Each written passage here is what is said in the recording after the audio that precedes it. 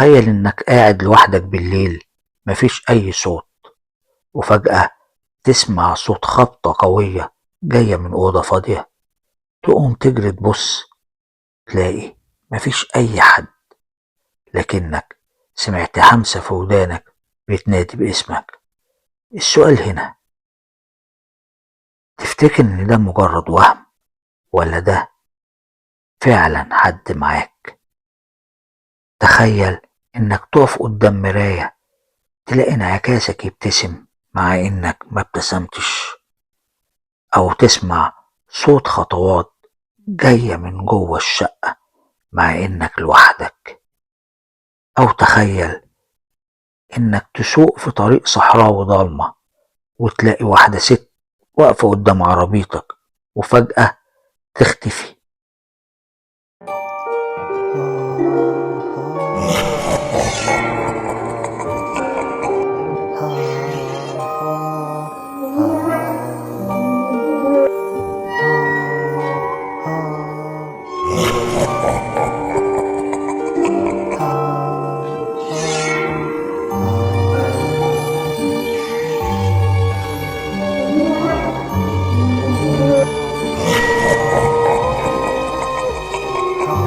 الرجاء الإعجاب والاشتراك بالقناة، هذا يساعدنا على تقديم كل ما هو جديد. السلام عليكم، يا رب تكونوا بخير. معانا النهاردة 4 قصص حقيقية لأحداث حدثت بالفعل. القصص دي مش خيال، دي الناس زي وزيك، لكن الفرق بيننا وبينهم إنهم شافوا الجن وسمعوه، أو على الأقل حسوا بيه. الجن يا جماعة مش بس حكايات، دول كائنات موجودة في عالم موازي ذكرهم ربنا في القرآن، يعني حقيقة مش خيال. بس اللي يخوف فعلا إن في ناس بتحكي عن حاجات تخلي الدم يتجمد في العروق.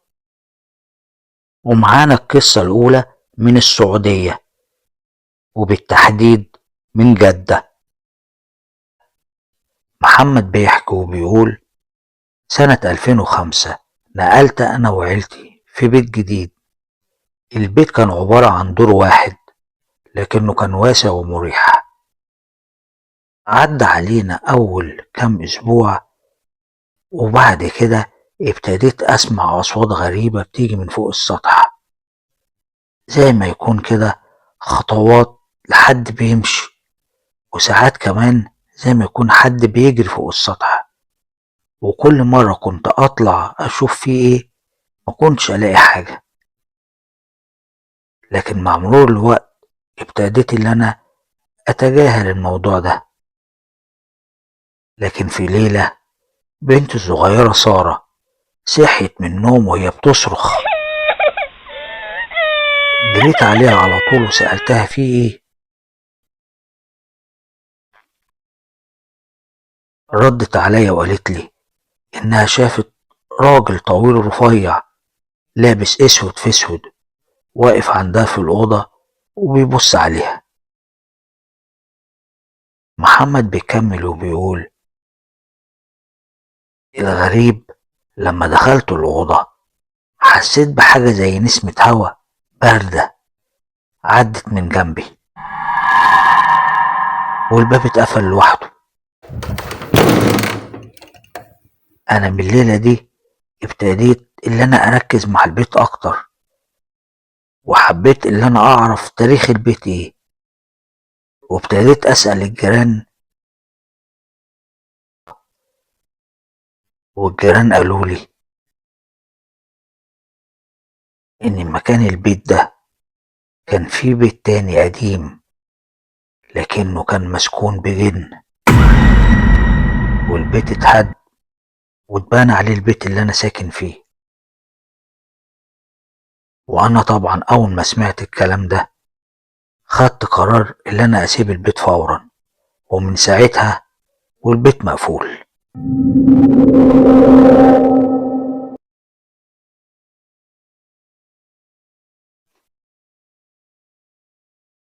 ونرجع تاني على مصر، ومن مصر القصة التانية. علي شاب من الأرياف جه القاهرة عشان يشتغل، وكان مأجر شقة هو وجماعة زمايله. علي بيقول إن الشقة دي كان فيها مراية غريبة أوي، كان الكل متفق إن فيها حاجة غلط. أي حد كان يقف قدام المراية كان بيشوف شكله بشكل تاني. وعلي بيقول إن هو ساعات كتير أوي كان كل ما يقف قدام المراية يحس إن قلبه مقبوض من غير أي سبب.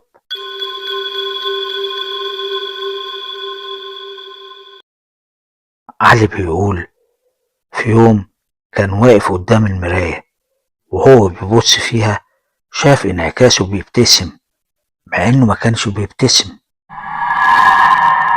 علي اتخض وجري على طول، جاب حتة قماشة وغطى بيها المراية، لكن بعد ما غطاها بدأ يسمع صوت خدش زي ما يكون في حد بيحاول يطلع منها.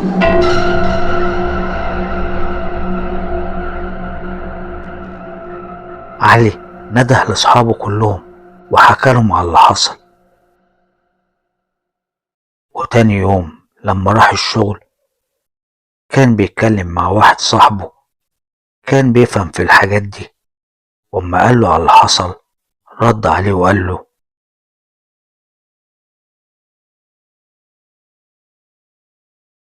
المراية دي ممكن تكون مدخل للجن.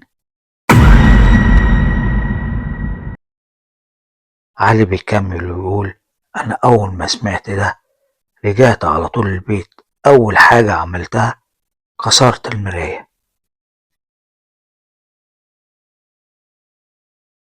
لكني لحد دلوقتي لسه بحلم بانعكاسي اللي شفته. يا ريت يا جماعة لو في أي حد معاه حكاية مع المراية يكتبها لنا في التعليق. ومن مصر نطلع على الأردن. أيمن بيحكي وبيقول في يوم وهو راجع من شغله بالليل على طريق سريع، فجأة شاف واحدة ست واقفة في نص الطريق لابسة أبيض وشعرها كان متغطي. فكرت إنها تايهة فقربت منها علشان أساعدها. فالأول ابتديت أنادي عليها مردتش، بس هي بدأت تمشي ناحية العربية، لكن مشيتها كانت بطريقة غريبة زي كده كانت ماشية على الهوا مش ماشية على الأرض. أنا ابتديت أحس بخوف، فابتديت اللي أنا أركز في طريقة مشيها، وأنا مركز معاها فجأة اختفت.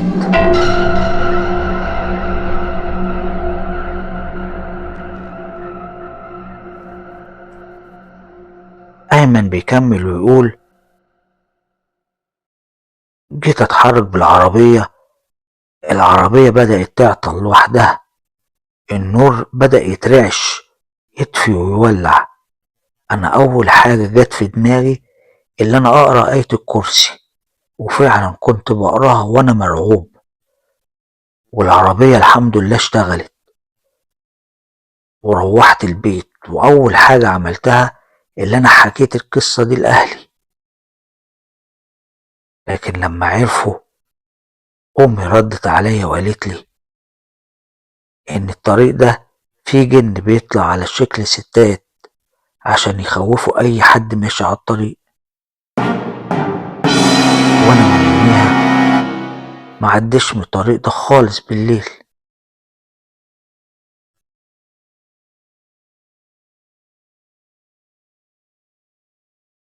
يا ريت يا جماعة لو في حد من الأردن بيسمعنا دلوقتي يقول لنا هو عدى على الطريق ده، واللي بيسمعنا من مصر والدول العربية يا ريت تعرفونا في حد جرب التجربة دي، أو في حد شاف حاجة غريبة وهو مسافر أو كان ماشي على طريق سريع.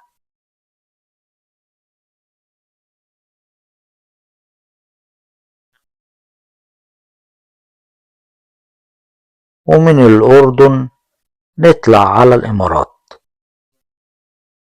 حمد حمد بيقول لنا في يوم كنت في الشغل، لقيت مراتي بتتصل عليا وكانت مرعوبة قوي من طريقة كلامها معايا في التليفون. أنا سبت شغلي وروحت البيت على طول. أول ما دخلت عليها لقيتها منهارة وبتعيط. قلت لها إيه اللي حصل؟ حكيت لي وقالت لي إنها كانت واقفة في المطبخ، سمعت صوت ابننا زياد، افتكرت اللي هو رجع من المدرسة. خرجت، ما لقيتش حد في البيت. قعدت تندى عليه ودورت في البيت كله، لكن البيت كله كان فاضي. وبتقول رجعت تاني المطبخ، سمعت تاني صوت ابننا.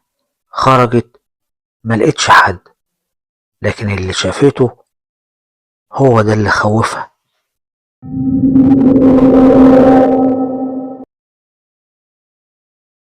لقت الكورة بتاعت ابني عمالة تتنطط لوحدها، زي ما يكون في حد واقف وبيلعب بيها. وبيكمل حمد وبيقول أنا ما ترددتش لحظة، وقررت إن أنا أجيب شيخ يقرأ قرآن في البيت. وفعلا جبت الشيخ، والشيخ بدأ يقرأ القرآن. وبعد ما خلص الشيخ بصلي وقال لي البيت فيه جني على شكل طفل بيحب يلعب في البيت ده.